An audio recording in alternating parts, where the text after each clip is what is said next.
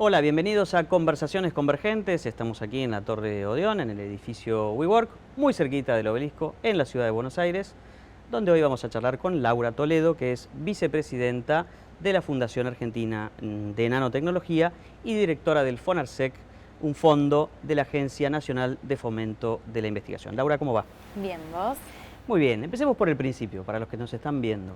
¿Qué es eso de la nanotecnología? Bueno, la nanotecnología es la confluencia de muchas disciplinas de lo que llamamos el estado del arte en la ciencia, ¿no? Hay especialistas que dominan distintas áreas del conocimiento y que utilizan ese conocimiento para controlar los materiales en una escala muy pequeña, que es una escala que está por fuera de las leyes que uno aprendió en el colegio, ¿no? De esas propiedades de los materiales que uno está acostumbrado a estudiar, o incluso de lo que intuitivamente vemos en general, ¿no? Por ejemplo, decimos el oro. ¿De qué color es? Dorado. Por supuesto. En general es dorado, pero si vamos a hablar de nanopartículas de oro, podemos ver que el color cambia en relación al tipo de tamaño de esa nanopartícula, porque es un espectro de tamaños que son 1/millonésima del milímetro, o sea, es agarrar 1 milímetro y dividirlo 1.000.000 de partes igualitas. Bueno, en una de esas partes hay un nanómetro, que es algo por supuesto que no podemos ver, pero en esa dimensión el material se porta de otra manera. Entonces, la nanotecnología lo que hace es no solamente poder lograr materiales de ese tamaño tan chiquito, sino también dominarlos, y que en ese dominio aparezcan nuevas propiedades que son las que después sirven para desarrollar productos con otras prestaciones y otras funcionalidades. Vayamos por ahí. ¿Para qué sirve las nanotecnologías? Me imagino que son muchas y múltiples. Así es. Bueno, dependiendo del mercado, del tipo de negocio del que estemos hablando, se pueden utilizar para distintas prestaciones. Uno de los casos más conocidos o más difundidos últimamente tienen que ver con los textiles y la nanotecnología.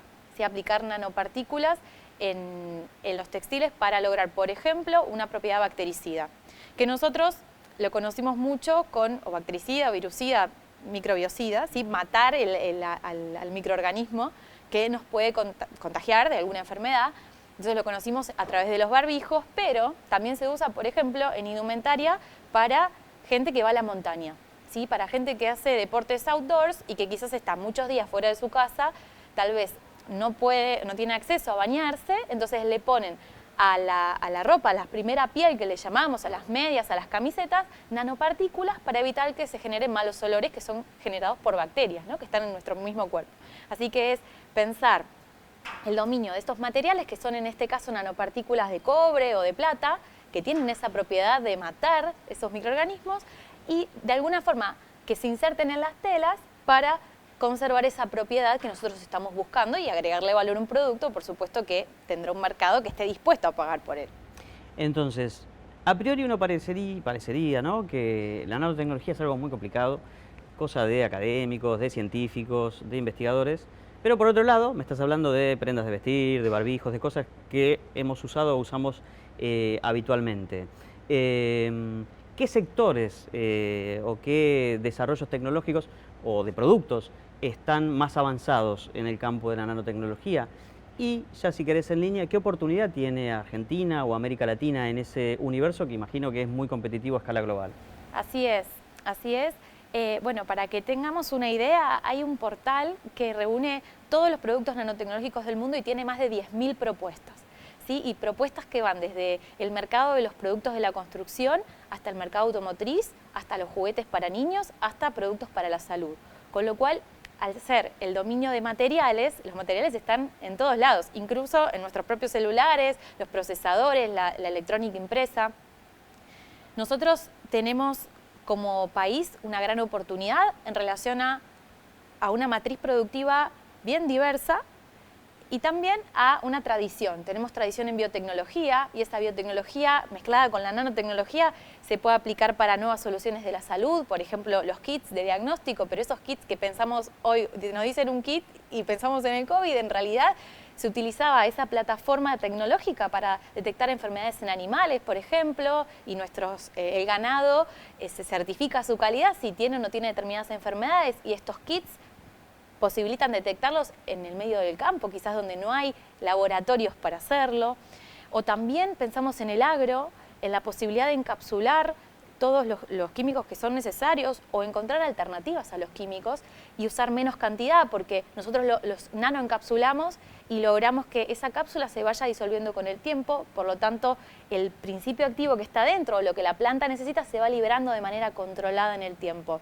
Y este mismo principio se usa para incluso medicamentos que nos dan a las personas. Entonces vos, en lugar, no sé, de tomar 1 gramo de una medicación que es muy fuerte, te pueden bajar la dosis de medicación pero provocar el mismo efecto gracias a estos nanobots que le llaman, que además tienen la posibilidad de ir directamente a donde lo necesitamos.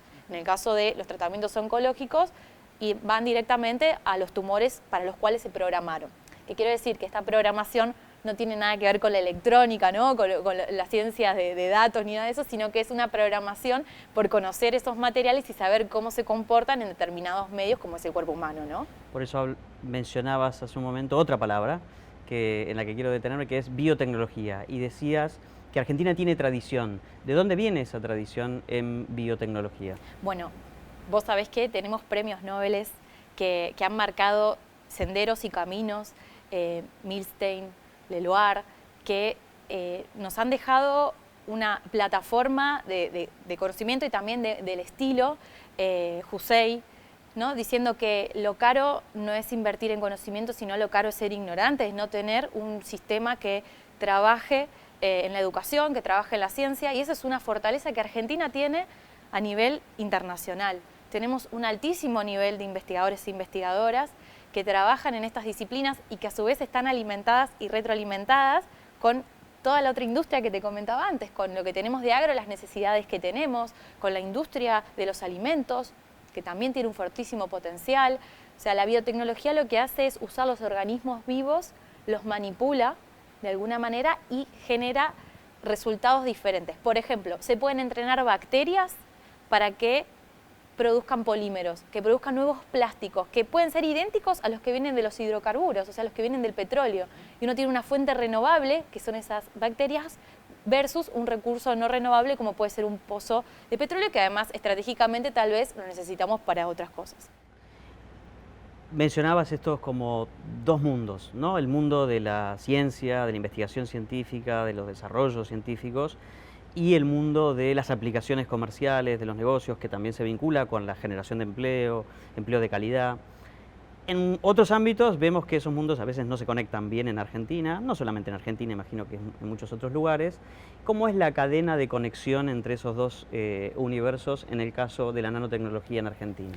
Bueno, la vinculación entre el área académica y la productiva es una combinación compleja, porque hay que acompañarla, porque obviamente que hay intereses en común, que creo que todos y todas queremos que nuestro país se enaltezca, que crezca, que haya cada vez más empleo de calidad, como decías, que haya cada vez mejores servicios, que nuestra sociedad pueda acceder cada vez a mejores productos. Pero la complejidad reside en esa, quizás la distancia a veces entre los intereses, o las motivaciones también, porque un investigador, una investigadora, lo que rige su profesión en general es la curiosidad, es el explorar lo nuevo y lo no conocido, pero hay muchos y muchas que están pensando en cómo hacer para que combine esa exploración, ese deseo por el nuevo conocimiento con la posibilidad de aplicarlo en algo. Y no es solo pensar en un concepto tecnológico o en un nuevo desarrollo, sino también que empiecen a pensar junto con los industriales que tienen todo otro conocimiento y que de esa manera se vayan retroalimentando y se generen estas nuevas potencialidades de mercado, ¿no? El Estado tiene distintos dispositivos o distintas herramientas para eso. Muchas de ellas son conocidas, por ejemplo, el Fondo Argentino Sectorial, que es el fondo que yo dirijo dentro de la Agencia Nacional de Promoción de la Investigación. Este que mencionaba, FONARSEC. FONARSEC, así se lo conoce. se enfoca especialmente en herramientas que tengan una asociatividad público-privada, donde haya, puede ser una empresa privada en general con una institución de ciencia y tecnología pública, donde juntas piensen una solución nueva, en general estructurados por o algún sector, por ejemplo alimentos, transición energética, salud, o también tecnologías. En su momento hubo grandes proyectos de nanotecnología, grandes proyectos de biotecnología o tecnologías de la información, que son estas tecnologías de propósito general. Y en especial, para la nanotecnología tenemos a la Fundación Argentina de Nanotecnología, que tiene distintos programas. Y que tiene muchos años, además. Tiene muchos años, se creó en el año 2005, y desde el año 2013 tenemos una incubadora propia donde hay 14 empresas de base tecnológica, que estos son los nuevos jugadores, ¿no? Los que a partir de un conocimiento deciden y encuentran un modelo de negocios validado donde aparece una oportunidad de vender productos y servicios basados en tecnología, 100% tecnológicos, que es distinto de las empresas que también pueden innovar, o sea, pueden tener alguna línea de productos innovadora, si este caso de que te decía el textil, pueden tener una línea de toallones tradicionales y una línea de toallones, no sé, que no toman olor con el tiempo porque tienen nanotecnología y coexisten ambos productos. Bueno, las empresas de base tecnológica son las que tal vez desarrollan todos productos tecnológicos, que invierten casi todos sus ingresos en nuevos desarrollos y que su personal son especialistas en ciencia y tecnología, digamos, de tradición y de recorrido. Y todo esto, digamos, tener instituciones específicas dedicadas, tener fondos específicos dedicados a la vinculación público-privada y tener nuevos actores, que son los que nacen desde la academia, ¿no?, que encuentran estas oportunidades, todo eso sea lo que llamamos el Sistema Nacional de Innovación, que se articula con lo existente productivamente y con todo lo otro, que es ni más ni menos que el Estado. ¿Sí? Un Estado que, por un lado, regula, por ejemplo, la ley de promoción de la alimentación saludable, y por otro lado, un Estado que acompaña a que esas empresas, digamos, considerando que es una situación no solamente argentina, sino Latinoamérica y global, un mercado cada vez más demandante, cada vez más importante la salud relacionada con la alimentación. Un Estado que acompaña en ese proceso. Es decir, bueno, tenemos todo este sistema de científicos, tenemos más de 50.000 científicos en Argentina y 6.000 que se dedican a ciencias de la vida. O sea, tenemos con qué resolver estos nuevos desafíos. Así que es un Estado que, si la promoción de la ciencia y la tecnología continúa siendo una política, digamos, que se sostiene con el tiempo y hay una coherencia con esto, hay muchas oportunidades para seguir potenciando esto que necesitamos. Necesitamos el conocimiento y necesitamos la industria para que las soluciones lleguen al mercado, lleguen a la gente y que a su vez como país también nos posicionen y que nos generen las exportaciones que siempre estamos buscando. Tenemos esas características que acabas de describir, insertos en un mundo. ¿Cuáles son las características de ese mundo que imagino en este ambiente? Es hipercompetitivo, ¿no? Con países que también tienen tradición, incluso además tienen muchos más recursos puestos ahora y en el pasado. Competitivamente, ¿qué tenemos para aportar a ese mundo? Que no necesariamente es pelearse, ¿no? También es cooperar y trabajar en conjunto. ¿Qué características propias podríamos aportar? ¿Y cómo es ese mundo? ¿Qué características tiene el mundo global de la nanotecnología? Bien, bueno, el mundo en nanotecnología recorrió, como te decía hace unos minutos, tenemos catálogos de más de 10.000 productos. Lo que sí puedo decirte, que creo que es algo general, es que claramente los mercados, sobre todo los más regulados, son cada vez más exigentes con nuestras naciones. Son esos mercados que son destinatarios de nuestros productos, muchos de ellos que aún no han sido lo suficientemente elaborados, como puede ser productos derivados inmediatamente del agro, no manufacturas, sino cereales, por decir algo. Pero nosotros podemos ofrecer y podemos ser muy competitivos porque todo ese recorrido y tradición que contaba recién nos deja entrar en determinados nichos y a veces damos sorpresas, ¿no? Como fue el caso del trigo HLB4, que fue producto del conocimiento generado en Argentina entre el sector público y el sector privado de manera indiscutida, que fue regulado en naciones que son las líderes en regulación, que fue aceptado, y ahora nos queda otro desafío, que es el desafío de cuál es la cultura científica de nuestras poblaciones. O sea, hasta qué punto hay un debate profundo y serio basado en el conocimiento versus las fake news, ¿no? O de los miedos que a veces se siembran y que no tienen suficiente sustento científico técnico y de demostraciones. Yo te voy a decir un caso, trabajando con nanotecnología más de 10 años, nos costaba muchísimo difundir entre empresas la posibilidad y el potencial porque había muchas de ellas que tenían temor.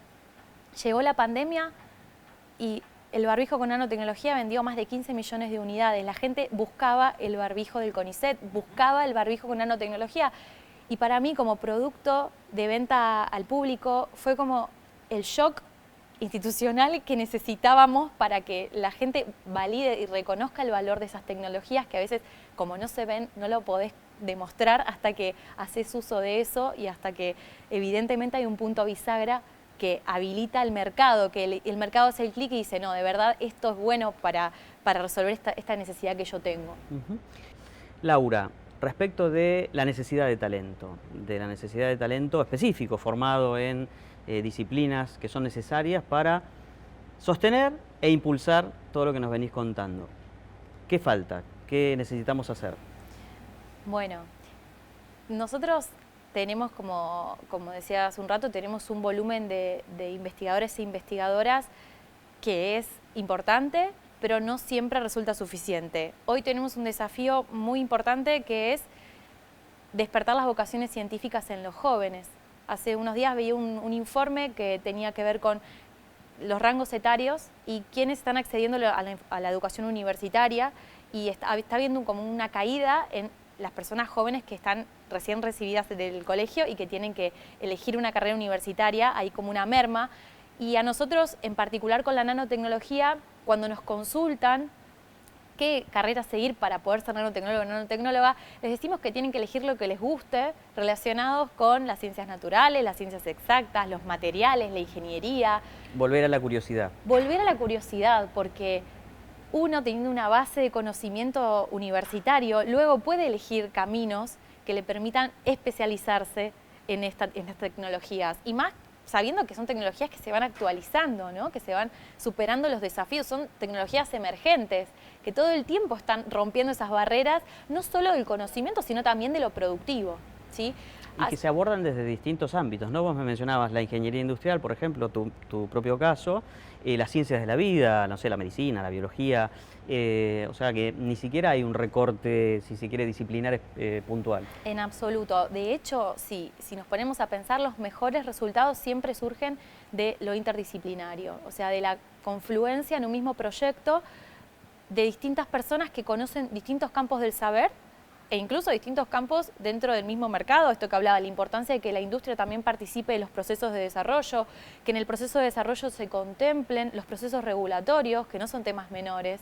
Por ejemplo, cuando pensamos en un nuevo dispositivo médico o en una medicación, tenemos que saber que eso va a atravesar distintas instancias y pensar desde el inicio en ese proceso de diseño. Las mismas fases, las fases. Las famosas ¿no? fases. Fase 1, fase 2. Desde ANMAT me dicen, nosotros tenemos esta premisa, son las 3P.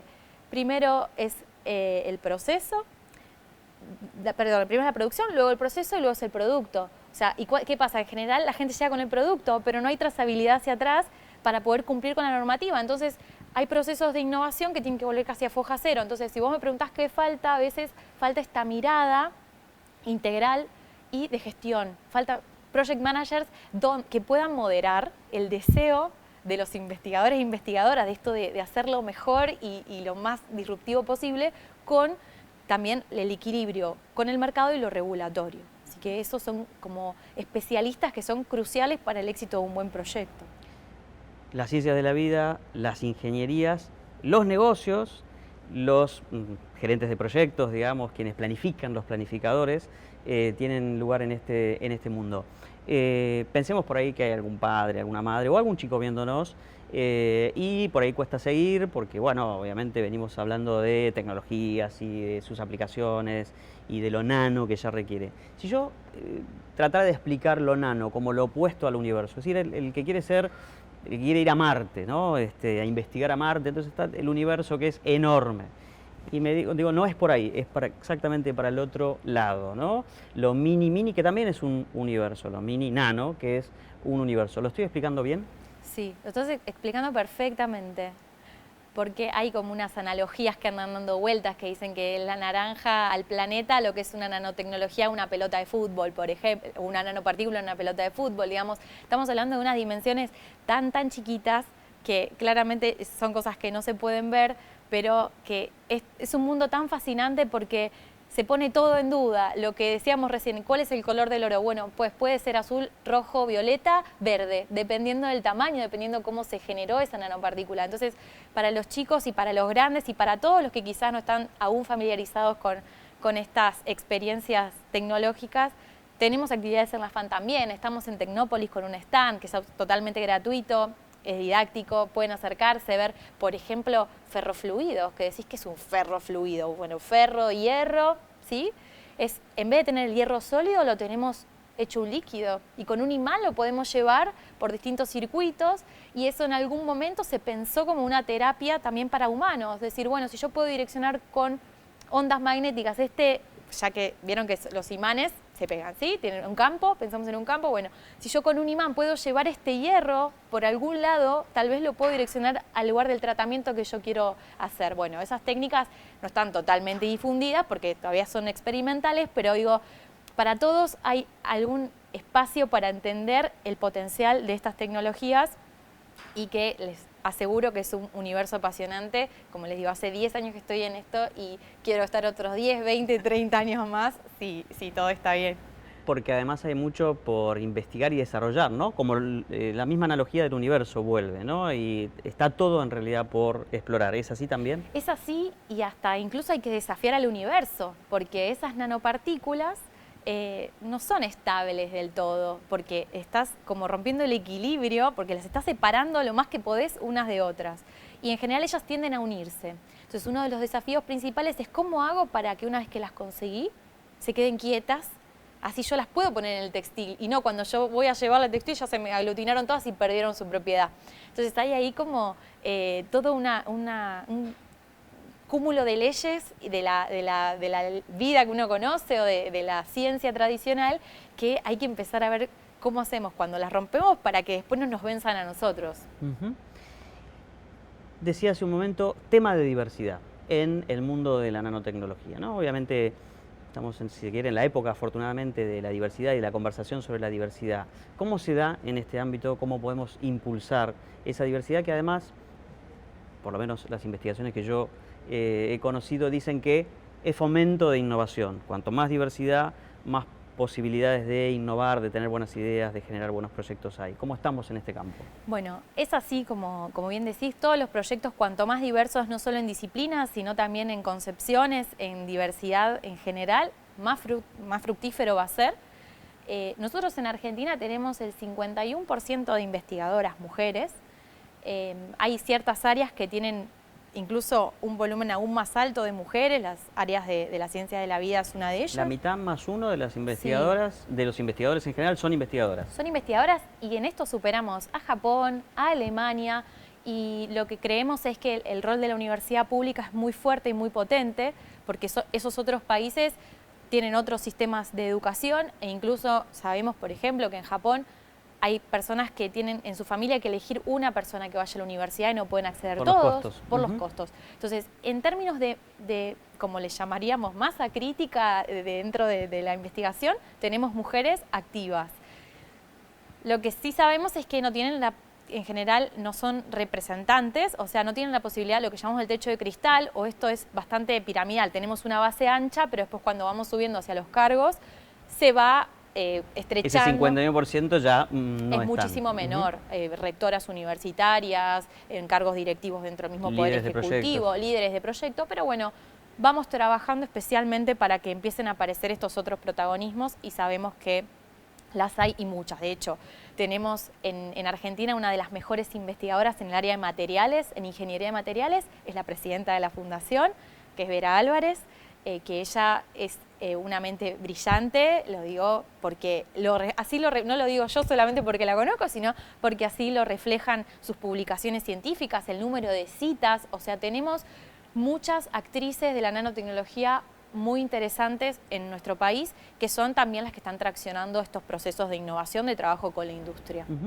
Laura, un párrafo sobre el futuro. Ya sé que cuando hablamos de nanotecnología, en el fondo estamos hablando ya de futuro, pero bueno, de futuro que es presente, ¿no? Porque son proyectos, desarrollos, productos que, como nos contabas, incluso ya están en el mercado.